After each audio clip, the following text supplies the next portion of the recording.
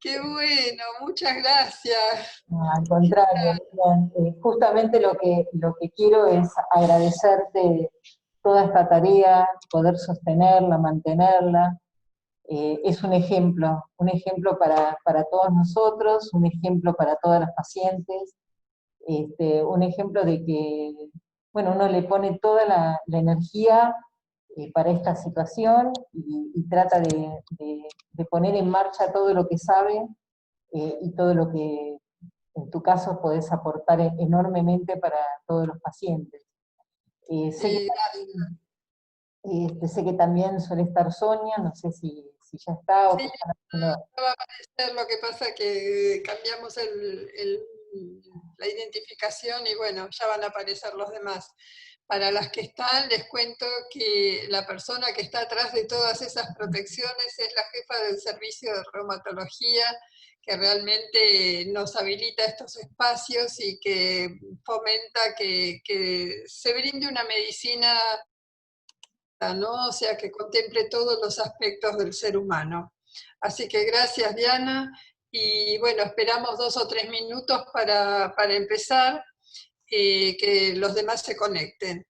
Bueno, Eh, Tratamos en todo momento de fomentar que el paciente entienda la integridad de la existencia del ser humano y que pueda aceptar el tratamiento interdisciplinario que ofrecemos.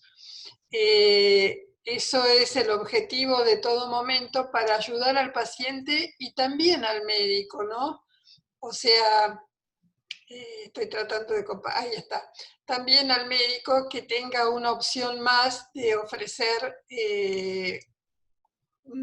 digamos, herramientas para mejorar la calidad de vida de todos, porque cuando el paciente está mejor, el médico también está mejor, ¿no? O sea, está menos tensionado, menos demandado en poder cumplir con su tarea. Bueno, Doc, ahora sigo yo, que Diana tenía que hacer unas cosas en el hospital de día y demás, así que nada, le quería traer a esta residente que está empezando para que la salude. bueno, muchas Gracias. gracias, Miriam. Muchísimas gracias y le mando un beso grande a todos. Bueno, muchas gracias.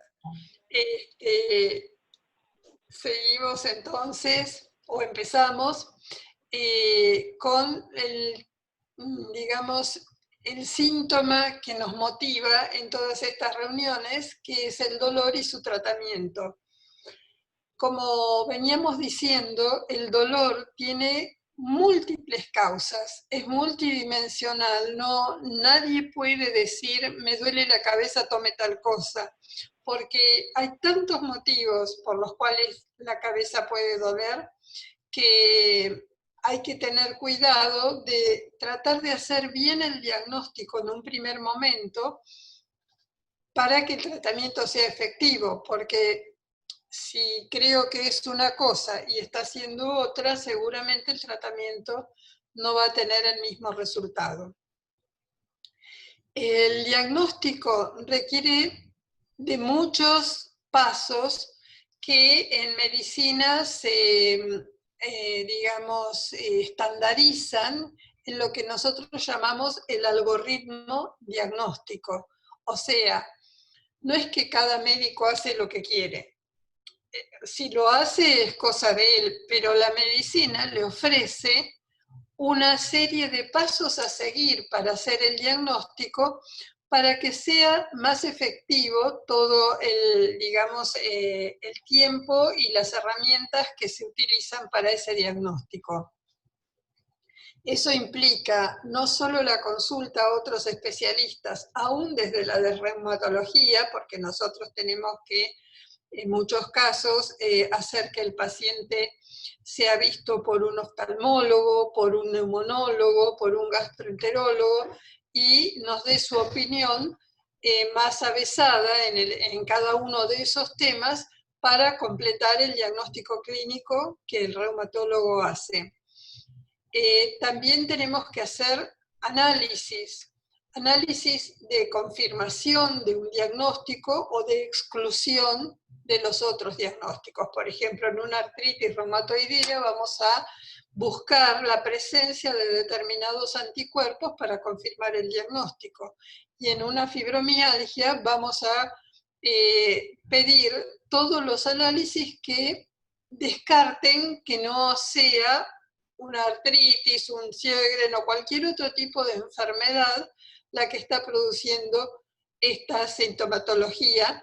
Y si no encontramos nada que lo justifique, entonces ese es un modo también de hacer diagnóstico, como en la fibro, que no hay, digamos, pruebas de diagnóstico que certifiquen ese diagnóstico. Y una vez que o sea, también se piden radiografías o los estudios que sean pertinentes, un electrocardiograma, lo que sea. Esa es la parte de diagnóstico que lleva un tiempo, o sea, aquello que el médico tiene como primera impresión debe confirmarlo para poder iniciar el tratamiento. En muchos de los casos de las enfermedades reumáticas, el tratamiento es sintomático, pero también es interdisciplinario, o sea, también involucra a muchas especialidades o a muchos profesionales, porque si no sería muy fácil. Le duele el dedo índice de la mano derecha, tome tantos gramos de tal cosa. Y no es así.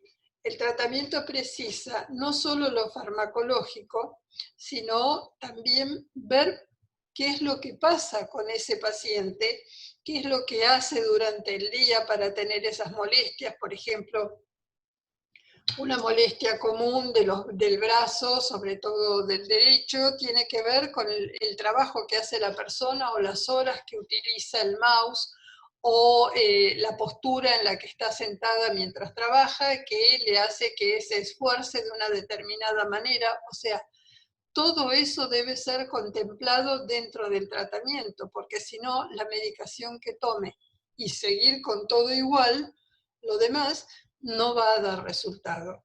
Entonces, es complejo, ¿no? Y lo más complejo que nos toca enfrentar es la subjetividad del paciente.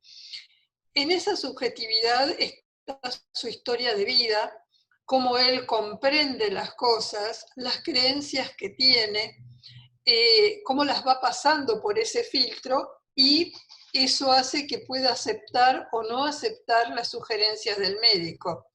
Y ahí surge digamos, un factor que a mí me parece muy importante, bueno, no solo a mí, ¿no? Que es la relación médico-paciente. Si hay empatía entre ambos, si el paciente siente que el médico lo comprende y el paciente y el médico puede querer a ese paciente, aunque les parezca una cosa rara, es así.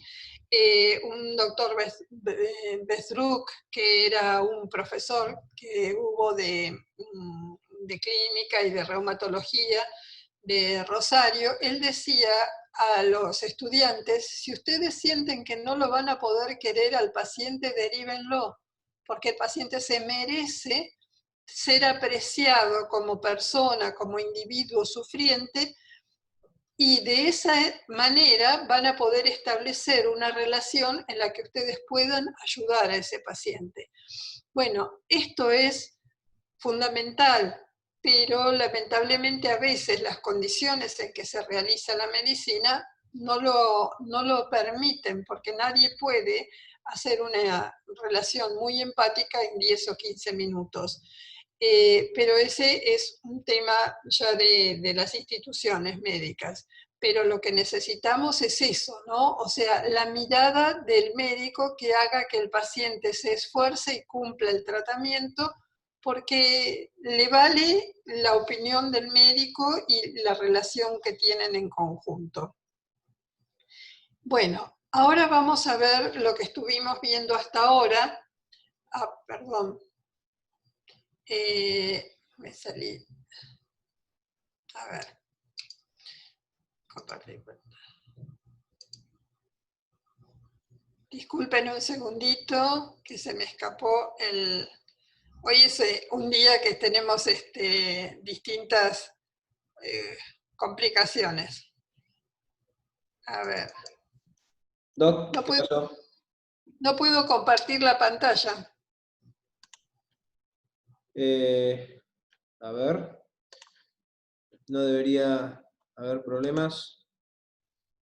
Espera un poquito. Sí.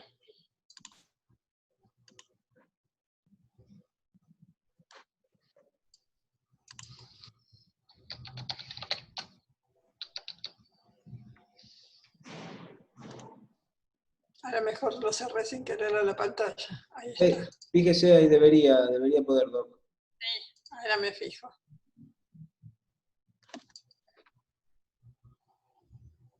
Me sale la pantalla en negro. Fíjese, vaya a Zoom. A ver, ahí está. Ahí estamos viendo su correo electrónico, Doc.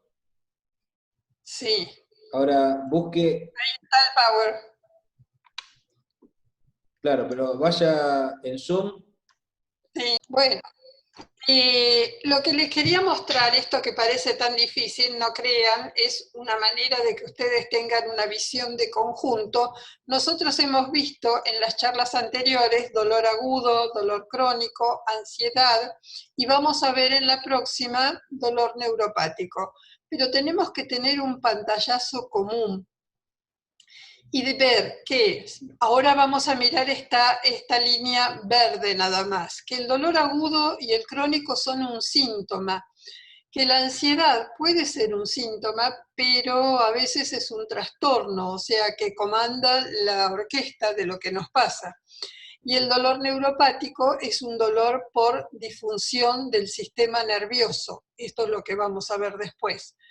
Que el dolor agudo y el crónico se produce porque hay algún estímulo que me da dolor, aunque el dolor crónico tiende con el tiempo a transformarse en un dolor por su cuenta, o sea que no es respuesta a un estímulo, sino dolor por dolor mismo.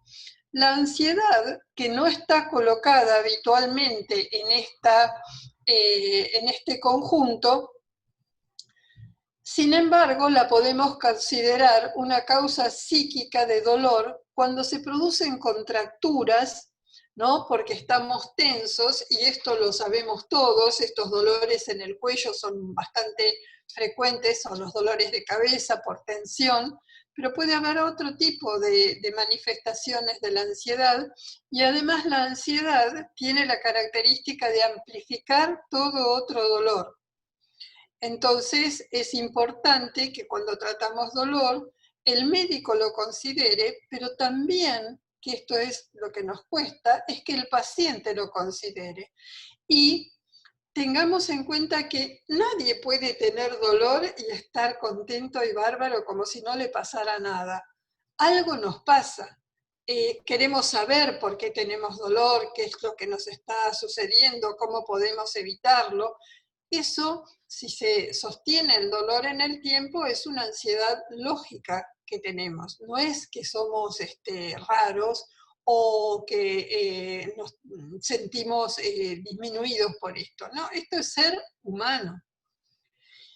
Y luego tenemos el dolor neuropático, que bueno, lo vamos a ver en total después, pero que puede persistir aunque no haya ningún tipo de lesión en el momento.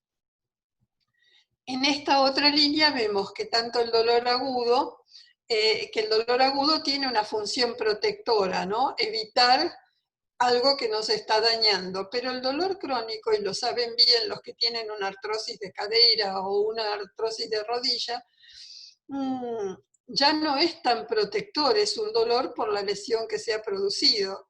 La ansiedad no es protectora tampoco, lo mismo que el dolor neuropático, o sea que tenemos una cantidad de dolores a veces que no tienen una finalidad de protección, sino que ya han pasado a otro estadio. Las características del dolor agudo pueden ser punzante, pueden ser que late, que es una cosa por algo que estamos viendo que nos ha ocurrido. En cambio, el dolor crónico, además de esto, puede ser constante. Y eso, como digo, fíjense los que tienen artrosis de columna, artrosis de rodilla, que ese dolor a veces no deja ni dormir. En la ansiedad tenemos distintas variedades, ¿no? Y el paciente se va dando cuenta que cuando se pone nervioso, sus dolores aumentan o aparecen. Y esto, digamos, tenemos que tratarlo también junto con el analgésico que se dé, tenemos que considerar estas condiciones que a todos nos puede pasar. El dolor neuropático, la diferencia que tiene es que tiene adjetivo. O sea, no es solo que le duele, sino que es un dolor con hormigueo, con descarga eléctrica, que puede ser quemante, que puede ser ante estímulos que no deberían producir dolor o incluso sin estímulo. Es un dolor patológico. La duración en estos casos para un dolor agudo es la duración que tarda el cuerpo en resolver el problema, en curarse, en sanar una herida, en la inflamación y después el proceso de curación que dura entre 20 días y un mes. El dolor crónico es el que dura más tiempo. La ansiedad es variable según el estado de ánimo del paciente en ese momento. Y el dolor neuropático es un dolor prolongado por más de 3 a 6 meses. El origen, la lesión que vimos en el dolor agudo. El dolor crónico, en general sabemos por qué se produce cuando hay una lesión que podemos objetivar, pero a veces es tan viejo ese dolor que ya se ha complicado con dolores por tensión muscular, por dificultad en la función, o sea, se va complicando. A medida que el dolor dura mucho tiempo, se va complicando. El origen de la ansiedad sería el sistema nervioso, pero también si yo tengo una persona que tiene una artrosis de 5 años de evolución o una fibromialgia de 10 años de evolución, bueno, ya la confusión que se produce para realizar el diagnóstico es cada vez mayor y el tiempo que requiere llegar a un diagnóstico adecuado para hacer el tratamiento adecuado es mayor. En cuanto a la ansiedad e irritabilidad, todo dolor la produce. Y la respuesta al tratamiento, bueno, vamos a ir probando ensayo terapéutico, error, hasta que encontremos el tratamiento ideal para cada persona. No hay magia. Sí puedo hacer magia si le doy una medicación muy fuerte a una persona que empieza con un dolor y voy a tener éxito y le voy a calmar el dolor, pero ¿puede sostenerla a través del tiempo esa medicación sin que haya algún tipo de compromiso gástrico, hepático, renal? No. Entonces, tratamos de que el tratamiento sea adecuado, justo y lo mínimo necesario para que el paciente, junto con las otras medidas, pueda ir mejorando la situación.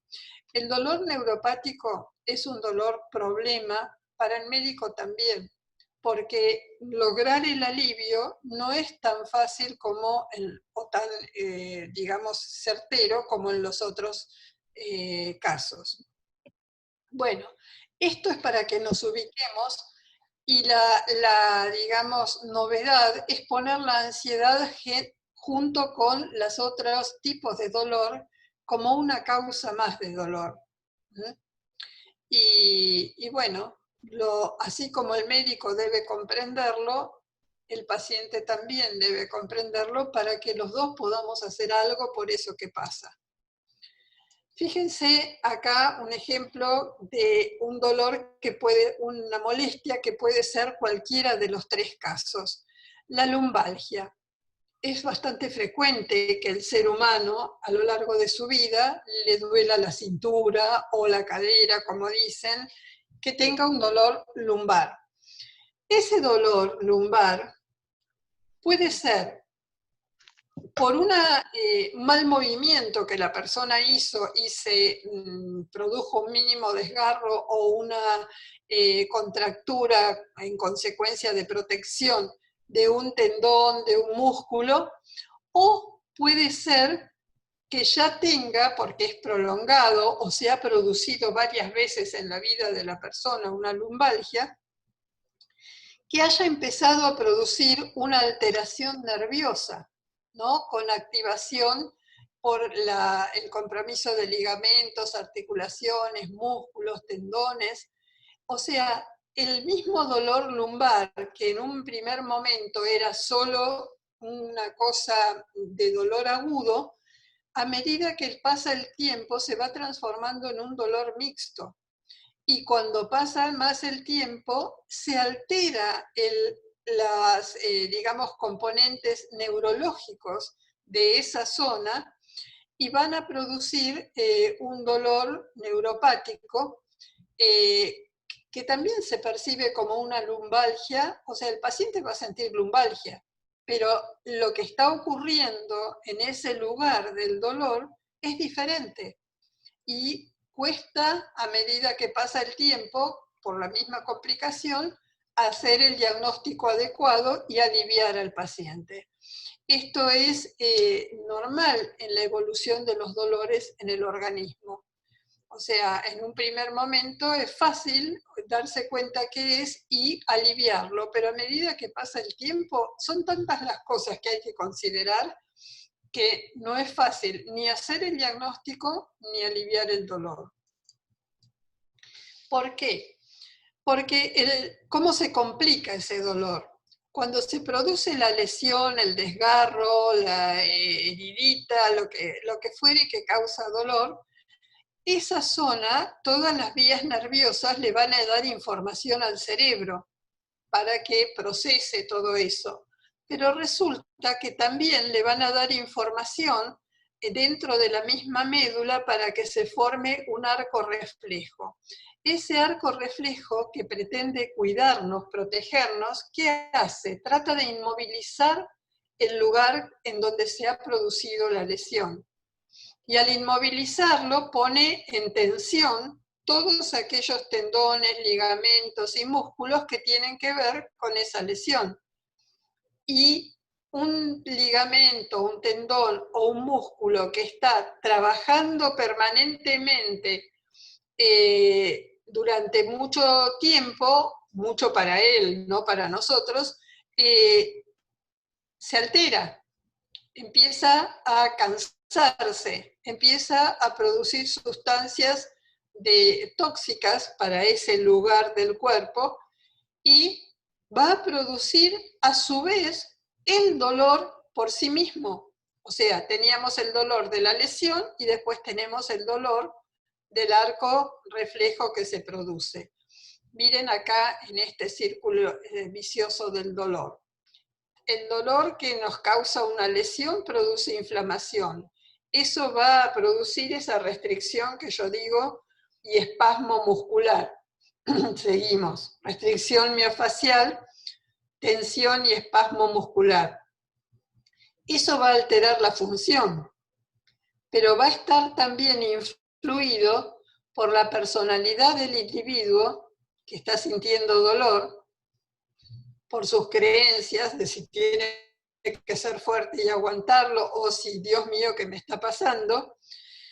Y por la necesidad que esa persona tenga de mantener la función que lo alteró, como puede ser una persona que trabaja en una fábrica y tiene que hacer un movimiento repetitivo y aunque tiene una lesión, tiene que continuar haciéndolo porque necesita trabajar.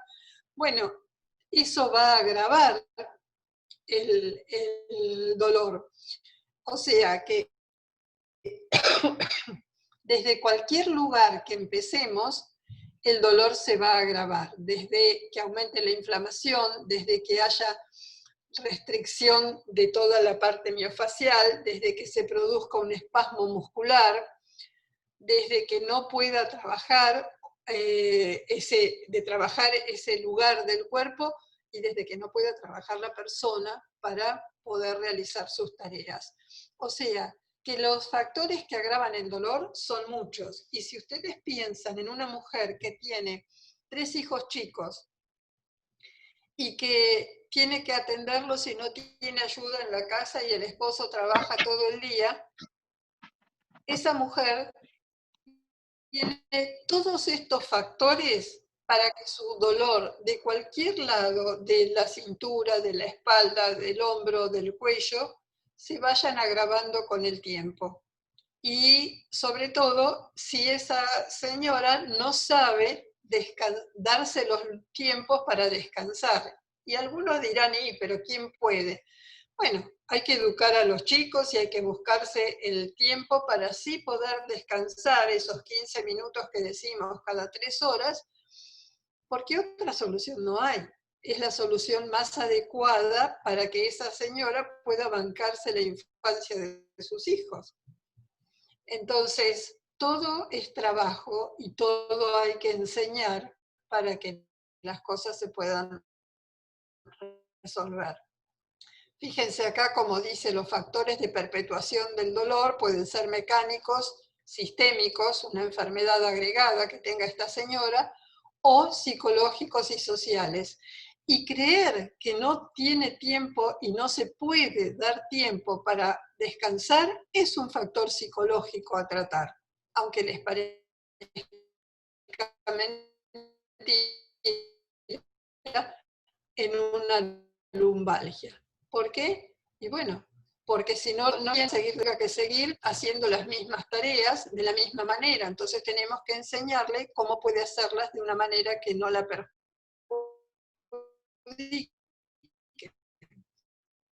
Cómo agacharse, cómo auparlos. O sea, todo es tratamiento del dolor. Fíjense que además hoy día hay agregado a esto que venimos hablando un concepto nuevo que explica por qué se mantiene el dolor yéndonos cada vez más con los años, que es el concepto de inflamación crónica leve. Nuestros cuerpos, cuando perciben que están bajo amenaza, dice, ponen al sistema inmunológico en estado de ataque perpetuo. Y eso aumenta nuestro riesgo de enfermar. ¿De enfermar de qué? O sea, ¿cuáles son las cosas que producen esta inflamación crónica leve? Las infecciones crónicas, sobre todo las virales que nos han pasado, el Epstein-Barr, todas esas cosas, las hepatitis, todas esas infecciones que pasaron a lo mejor como un cuadro gripal, ahora vamos a sumar el corona cuando, digamos, se vaya atenuando, y dejan nuestro organismo sensibilizado. Cuando estamos en inactividad física, bueno, este momento precisamente de la cuarentena en donde por más que queramos no hacemos la actividad física adecuada, la actividad física va a producir esa alteración del sistema inmunológico. La obesidad, sobre todo la obesidad de los panzones, de los que les aumenta la cintura, de los que se acumula la grasa en toda la zona del Ecuador, como digo yo. La alteración de la o sea, de todos los organismos de todos los microbios, la microbiota del intestino. Hoy sabemos que también eso nos causa una inflamación leve. La dieta que hacemos. En este momento deberíamos comer menos y comer cosas livianas, y sin embargo todo el mundo está engordando. O sea que fíjense que la pandemia va a traer consecuencias no solo psicológicas, sino del estado general, porque la gente ha aumentado de peso y está sedentaria, con lo cual produce más y no es visible, pero es ese malestar, ese estar embotado, el que no tengo ganas, no puedo. Bueno, todo eso. El aislamiento social, aunque parezca mentira, también produce esta inflamación crónica leve. El estrés psicológico, todo ese estado de ansiedad, de irritabilidad, genera una sopa de neurotransmisores internas que no nos hace bien. El sueño alterado, y en este momento tenemos a la gente que se acuesta a las 3 de la mañana y se levanta a las 11, 12, porque bueno, se les alteró el ritmo biológico, el ritmo circadiano. Y la exposición a contaminantes del aire, productos de desechos peligrosos, químicos, industriales, tabaquismo. O sea, fíjense cómo habitualmente tenemos alterada la vida que nuestro organismo necesita, que es de trabajo físico, de contacto con el medio ambiente natural y de un ritmo circadiano medio como el de las gallinas, sería saludable, ¿no? O sea, baja el sol, nos vamos a dormir, sale el sol, empezamos a trabajar. Y ahora con la cuarentena, todo esto se alteró aún más, produciendo más de este estado de facilitación de cualquier enfermedad. Acá lo tienen, ¿no? ¿Y por qué le insisto en esto teniendo que ver con el dolor? Fíjense, acá está lo que decíamos, el sueño alterado, el aislamiento, la mala dieta, la disbiosis intestinal, la obesidad, la inactividad, las infecciones crónicas, porque todas y los contaminantes, porque todo esto hace que esto que está aquí, que es el reloj biológico de una persona, se altere produciendo diabetes tipo 2, el síndrome metabólico, la intolerancia a la insulina, problemas cardiovasculares, cáncer, depresión, enfermedades autoinmunes, enfermedades neurodegenerativas como el Alzheimer, falta de hueso, y nos ponemos viejitos antes. Entonces, contra este mecanismo tenemos que luchar, porque queremos vivir más, pero si nos dejamos con estas malas costumbres, vamos a vivir vidas con todas estas complicaciones. Y después, digamos, no es tan lindo estar en esa situación. Así que, ¿cómo hacemos que una persona aumente su expectativa de vida, pero lo haga de buena manera, considerando todo esto que estamos viendo acá? Entonces, hola. Entonces, vamos a considerarlas en el tratamiento del dolor a todas y cada una.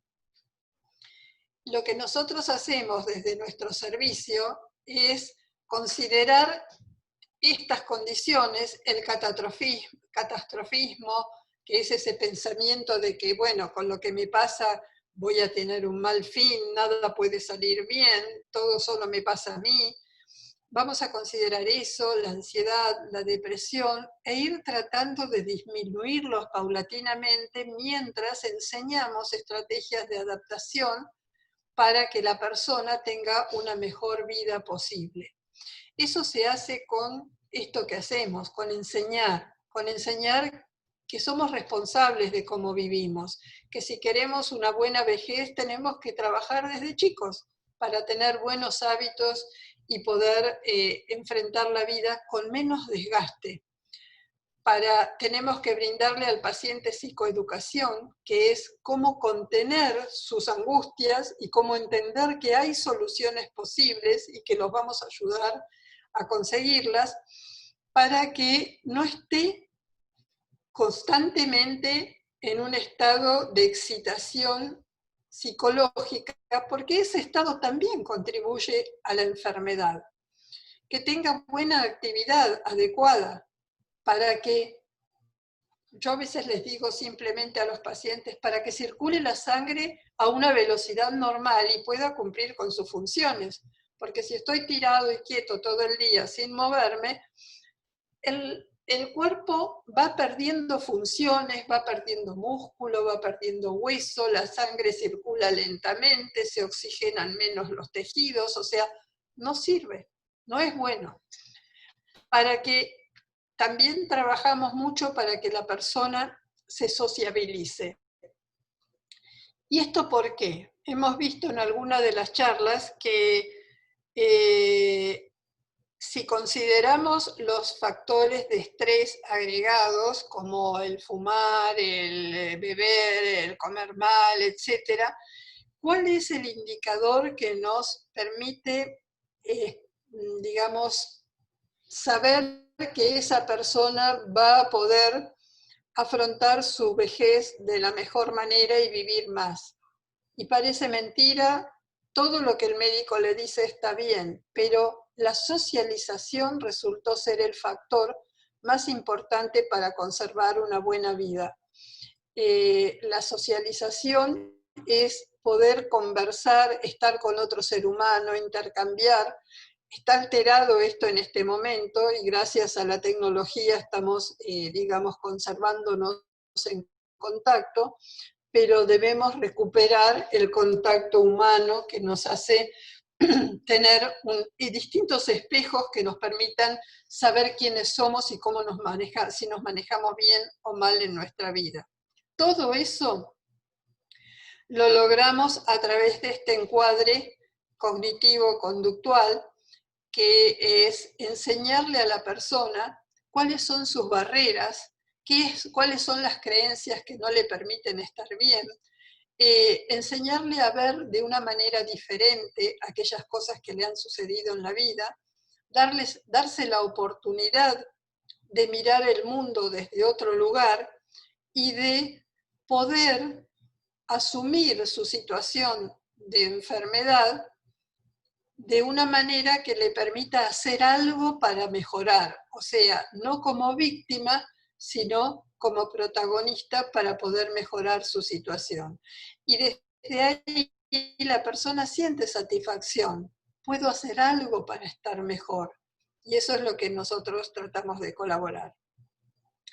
¿Por qué nos importa? Porque el resultado de Tratas es tan optimista como nosotros querríamos. 1/3 de los pacientes sienten frustración porque no se alivian sus síntomas inmediatamente. También por las actividades que no pueden realizar, ya sea para sus actividades de la vida cotidiana como para el trabajo. Por la incertidumbre de si va a poder hacer tal plan, si puedo encontrarme mañana con amigas o no, porque no sé cómo voy a estar. Nosotros le damos herramientas para que pueda más o menos afrontar ese desafío de salir y encontrarse con amigos, en el momento que se puede, claro, y que pueda tener un poquito más de manejo de su vida cotidiana. Tratamos de que el paciente establezca expectativas reales y de enseñarle técnicas de afrontamiento. O sea, cómo hacer esto que ya veremos, es plan A, plan B, plan C. Bueno, cómo puede hacer según cómo se sienta ese día. Si directamente puede ir a encontrarse con amigas, si plan B sería que en vez de eso hacen una reunión de Zoom, porque no puede ir, o se dedica a escuchar música o leer, que sería plan C, supongamos. Ya lo vamos a ver con más detalle. Lo que quiero destacar es que la persona aprende, pero para que se consolide ese aprendizaje tiene que repetir, repetir y repetir eso que ha aprendido hasta que se le haga propio, hasta que entienda y no tenga que pensar en plan A, plan B, plan C, que lo haga naturalmente. Cuesta, porque partimos de un estado de labilidad de la persona, de un no, yo no puedo, a un estado estable de voy a tratar, voy a poner todo lo mejor y lo que me enseñaron para poder. Pero también les advertimos que cuando los desafíos son muchos, estos aprendizajes suelen tambalear y tenemos que reforzarlos. Nosotros le decimos al paciente que venga 10 veces continuada al grupo, por 10 semanas seguidas, después una vez por mes al menos, y se mantenga así. Y si ve que tiene algún problema especial, que vuelva a venir todas las semanas para reforzar, porque siempre vamos a precisar un refuerzo que a veces aprendemos a lograrlo por nuestro propio medio y a veces tenemos que pedir ayuda. Y para eso el grupo está todos los miércoles. A veces uno dice, bueno, esto ya lo sé, no importa, escúchelo, graba de nuevo y vuelve al ritmo de conservar el aprendizaje. Bueno, vamos a dejar esto, solo porque les comento esta parte que me parece muy interesante. Hemos hecho con el correr del tiempo un medio de vida, una forma de vivir que no es buena para nosotros. Hemos perdido la noche con el descanso suficiente, tenemos una gran polución del aire, las dietas que hacemos son aberrantes y tenemos muchos contaminantes. Eso es lo que hicimos con nuestro medio circundante, el ser humano, ¿no? O sea, en este momento todos estamos fallando en la adaptación a un medio hostil que hemos generado. Eso es un problema, pero también es una oportunidad de darnos cuenta que lo mismo que nos pasa en la vida personal, en este momento de la evolución, nos pasa a nivel de la vida global de la humanidad. Hemos creado un medio hostil y no nos podemos adaptar, y la Tierra tampoco se puede adaptar. Entonces, así como la enfermedad es un modo de llamar la atención del individuo, de la persona que la tiene, para cambiar su forma de vida y ver cómo aprende a manejarse con lo posible, en este momento de nuestra evolución, esta pandemia es como una enfermedad de la relación del individuo, de las personas, del ser humano, con el planeta. Y bueno, esperemos que también podamos aprender. Las mismas técnicas se aplican para cualquiera de las dos circunstancias. Hay posibles soluciones, solo que requieren mucho trabajo.